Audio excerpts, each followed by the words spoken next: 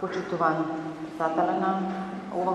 тело за имплементација, почитувани представници на издруженијата, почитувани представници на институциите, почитувани представници на меѓународните организации и европската делегација во Република Македонија. Сметам дека од исклучителна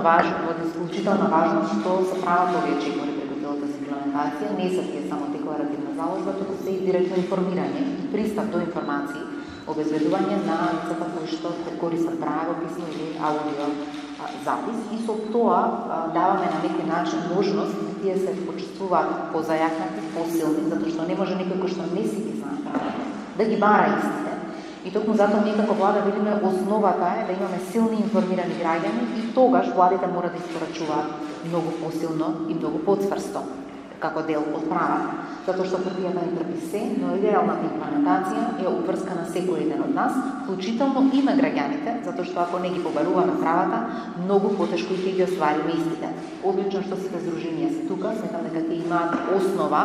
да и понатаму го зајакнуваат своето членство преку информирање, но исто така и финансиските средства кои што ги добиваат Република на среќа, како трансфер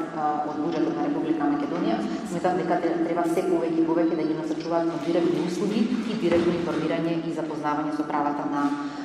граѓаните, затоа што тоа е главно обврскано. Јас не би должела повеќе, вие знаете дека ние како Министерство за труд и социјална политика навистина се трудиме да бидеме усогласени со конвенцијата, сите политики кои што ги креираме се усогласени со конвенцијата, деинституционализацијата е приоритет, но секако и сите други права и услуги се развиваат и се дава основа за нивни развој сега во